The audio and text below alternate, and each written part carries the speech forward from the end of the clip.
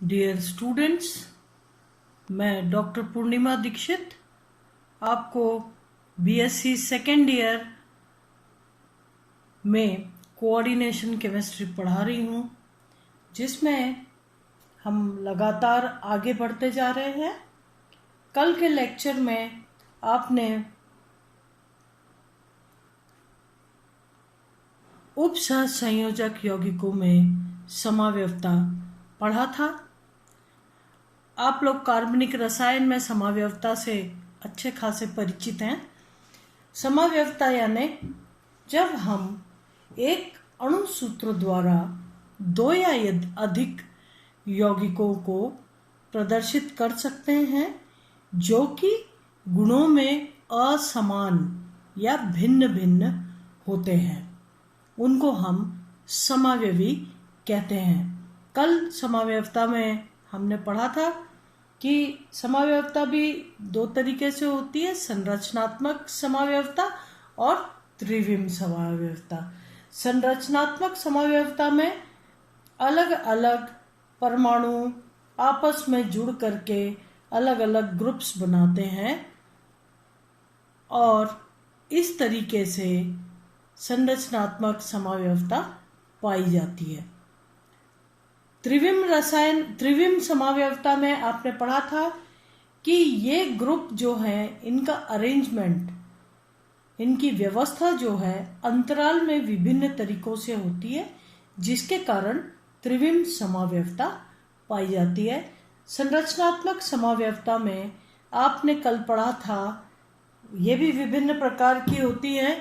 Polymerisation, आयनन समावयवता, polymerisation यानी बहुलीकरण समावयवता, आयनन समावयवता, hydrate समावयवता, ये तीन आपने पढ़ा था। और इसी तरीके से मैंने आपको बताया था कि त्रिविम समावयवी भी दो प्रकार के होते हैं, ज्यामितीय समावयवी और प्रकाशीय समावयवी। आप ज्यामितीय समावयवी से भी परिचित हैं। अभी नोमेनक्लेचर में जहां पर नामकरण की बात आई थी, वहां पर आपने पढ़ा था सिस और ट्रांस लगा करके ज्यामितीय समावयवियों को प्रदर्शित किया जाता है या उनका नामकरण किया जाता है। इसी प्रकार से यदि समावयवी प्रकाशीय हो तो डी और एल लगा करके उनका नामकरण किया जाता है। जब भी हम संकुल वाले भाग का नामकरण करते हैं तो डी और एल जो भी लगा हुआ है उसको संकुल वाले भाग के नामकरण के पहले लगाया जाता है। शुरुआत में जो भी धनायन लिखा है उसका नाम लिखते हैं और उसके पश्चात कोष्ठक वाले भाग का नाम लिखते हैं, जिसके आगे डी और एल लगाते हैं प्रकाशीय समावयवी दर्शाने के लिए।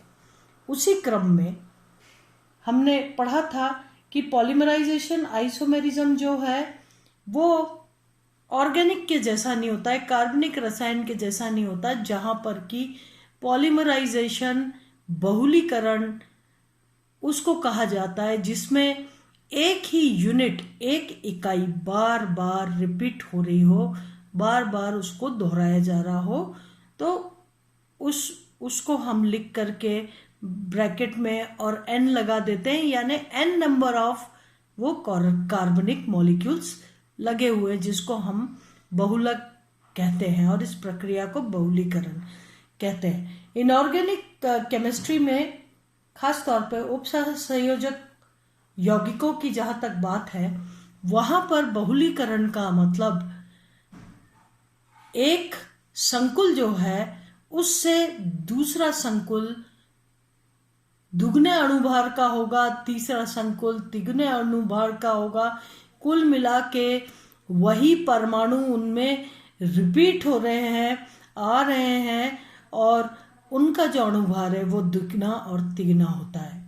इसी प्रकार से आयनन समावयवता में आयनन शब्द का अर्थ है यानी एक जगह पर एक लिगेंड आयन के रूप में विभाजित हो जाता है, जबकि दूसरे यौगिक में वही आयन द्वितीयक संयोजकता के द्वारा जुड़ा होता है और दूसरा आयन जो है वो प्राथमिक संयोजकता के द्वारा जुड़ा होता है और विलयन में अपने आयनिक रूप में आ जाता है। हाइड्रेट समावयवता जो तृतीय समावयवता आपने पढ़ी थी, हाइड्रेट यानी जल, जल के अणु कहीं पर तो लिगेंड के रूप में लगे हुए हैं और कहीं पर वाटर ऑफ क्रिस्टलाइजेशन, क्रिस्टलीकरण का जल के रूप में लगे हुए हैं। इस प्रकार से इनके अणु सूत्र एक ही हैं, लेकिन जो यौगिक हैं वो गुणों में भिन्न भिन्न है। आज उसी क्रम में हम लिंकेज आइसोमेरिज्म या बंधन समावयवता को पढ़ने जा रहे हैं। ये चौथे नंबर का ही समावयवता है, पॉलीमराइजेशन, आयोनाइजेशन, लिंकेज, हाइड्रेट, और ये चौथा लिंकेज आइसोमेरिज्म। लिंकेज आइसोमेरिज्म इस प्रकार की समावयवता दोहरे दंतुक लिगेंड द्वारा धातु आयन को अलग अलग धाता परमाणु द्वारा इलेक्ट्रॉन युग्म देकर उप सहसंयोजक बंध बनाने के कारण होती है। यानी आप देखिए कि मैग्नीज जो धातु आयन है, इससे जुड़े हुए 5 कार्बोनिल समूह हैं, लेकिन जो एक लिगेंड है थायोसाइनेट, जिसको कि हम नोमेनक्लेचर में थायोसाइनेटो लिखेंगे, ये थायोसाइनेट जो लिगेंड है ये सल्फर की तरफ से जुड़ा हुआ है, और दूसरे में जो थायोसाइनेटो, या इसको हम कहेंगे आइसोथायोसाइनेटो या थायोसाइनेटो एन, इस नाम से संबोधित करेंगे। तो यहाँ पर कार्बोनाइल वही 5 संख्या में जुड़े हैं, मैग्नीज धातु आयन है, और जो ये लिगेंड है ये नाइट्रोजन की तरफ से जुड़ा हुआ है, इसलिए या तो हम इसे थायोसाइनेटो कहेंगे या थायोसाइनेटो एन कहेंगे या आइसोथायोसाइनेटो कहेंगे।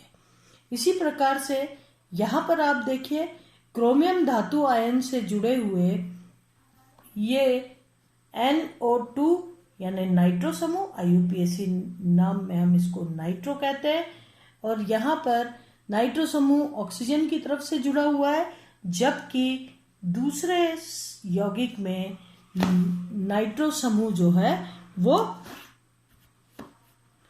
नाइट्रोजन की तरफ से जुड़ा हुआ है।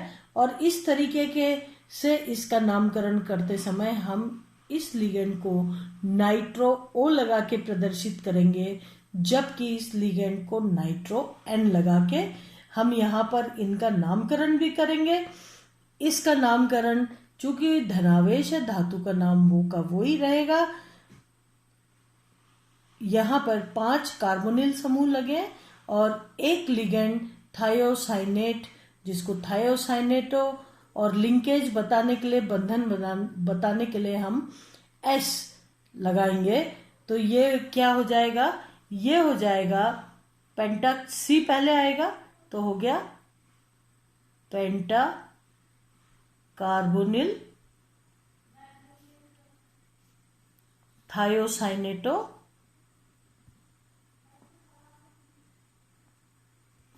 यहां पर हम लिंक बताएंगे S से जुड़ा हुआ है। उसके बाद धातु आयन का नाम मैग्नीज, ऑक्सीकरण अंक क्या हो गया धातु आयन का, SCN पर एक ऋणावेश है जो कि मैग्नीज के एक धनावेश से उदासीन हो गया है, और इसके बावजूद भी जो ये जो संकुल वाला भाग है इसके ऊपर एक धन आयन लगा है। इसका मतलब मैग्नीज पर +2 चार्ज है, एक SCN से उदासीन होने के बाद भी एक चार्ज यहाँ पर रह गया है, तो मैग्नीज का नाम मैग्नीज आएगा, है ना। थायोसाइनेटो S हमने लिगेंड का नाम लिख दिया, मैग्नीज ऑक्सीकरण अंक जो है इसका 2 आ गया, और चूंकि ये आयनिक रूप में है जगह छोड़ के हम लिखेंगे आयन।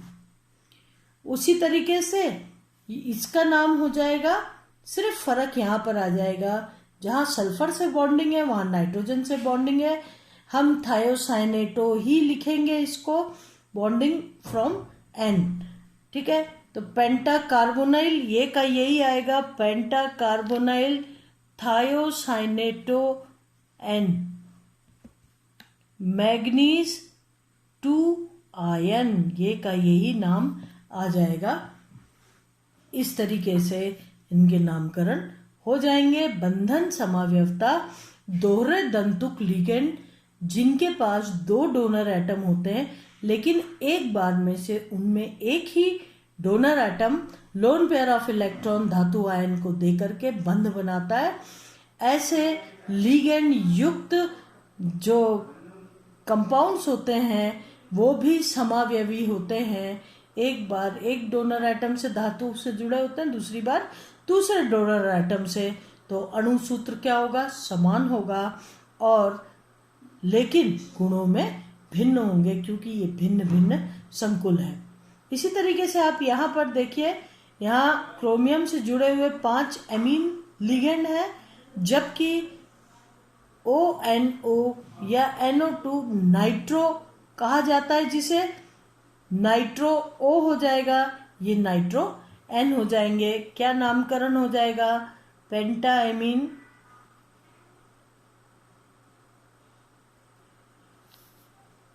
नाइट्रो O क्रोमियम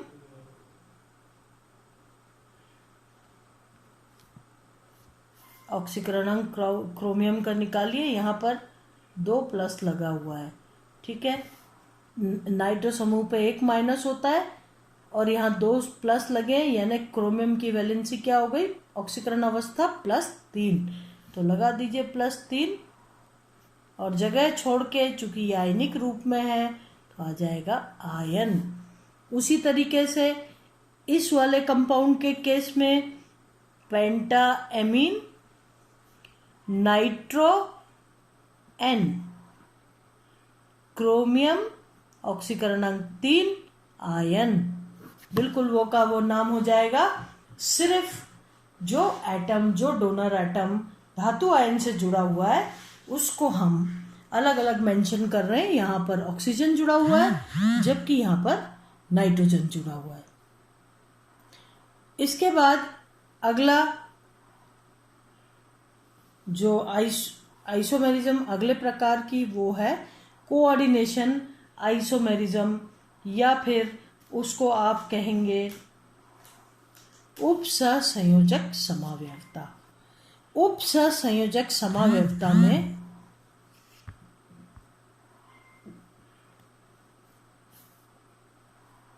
दोनों ही भाग संकुल होते हैं, धनावेशित और ऋणावेशित, और जो लिगेंड है वो अपनी स्थितियां चेंज कर देता है, इसलिए हम उसको उपसंयोजक समावयवता कहते हैं, क्योंकि धनायन ऋणायन दोनों ही उपसंयोजक कंपाउंड है।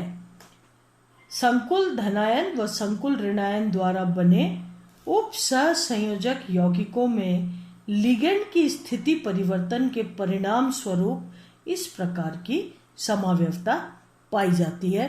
आप देखिए किस तरीके से यहाँ पर कॉपर से जुड़ा हुआ NH3 है, प्लेटिनम से जुड़ा हुआ Cl4 है, और इसीलिए और यहाँ पर प्लेटिनम जो है उससे जुड़ा हुआ NH3 है, जबकि कॉपर से जुड़ा हुआ 4 क्लोरो लिगेंड्स हैं।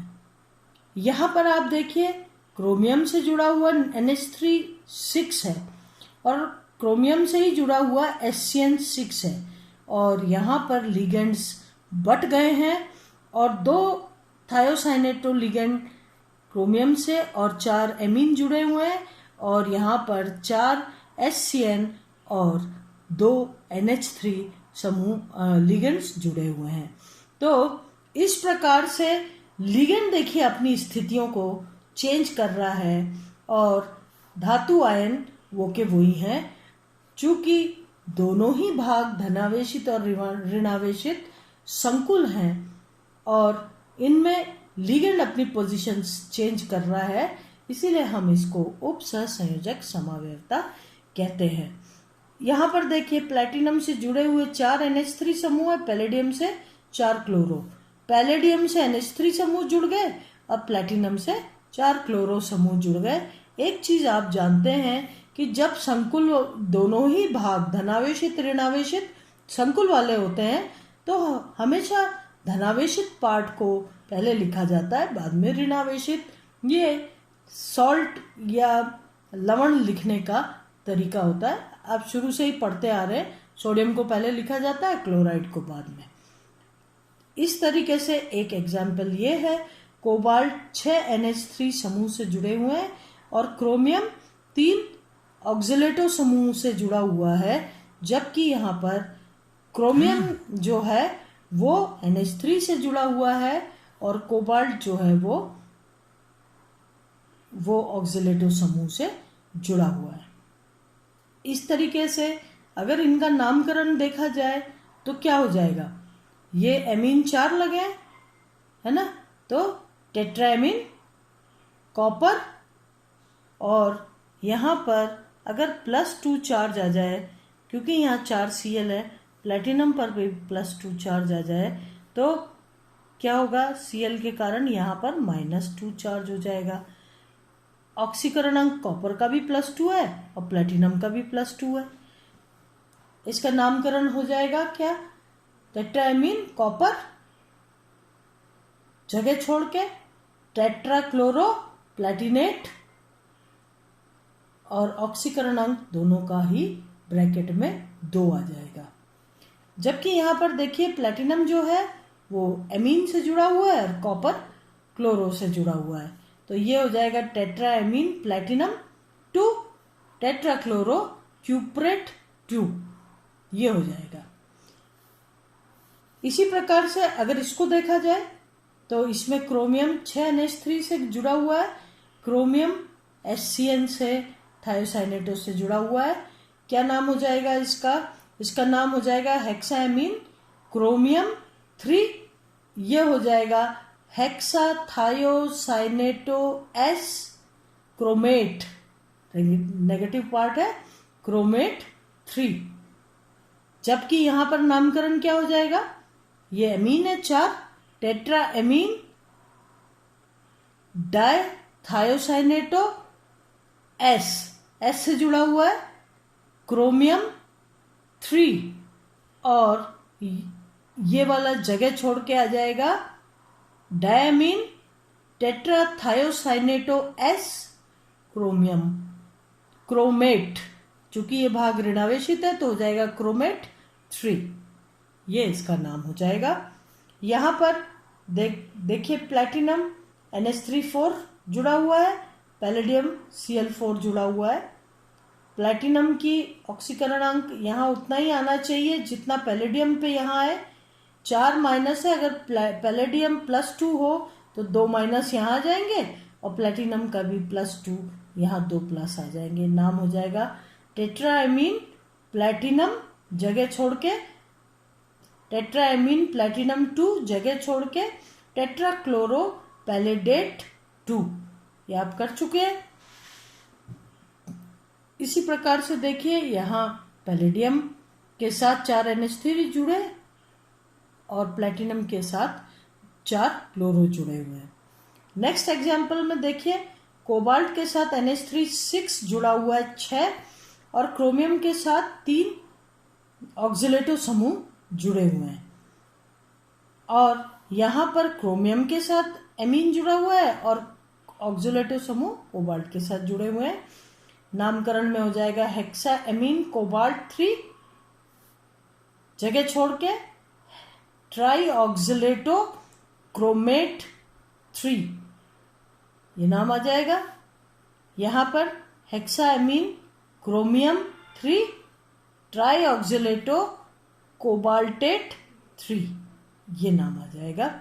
और इस तरीके से अब कोऑर्डिनेशन, पोजीशन आइसोमर्स और लिगेंड आइसोमेरिज्म हम कल पढ़ेंगे। आज यहीं पर रुकते हैं, कल फिर मिलते हैं। थैंक यू बेटे।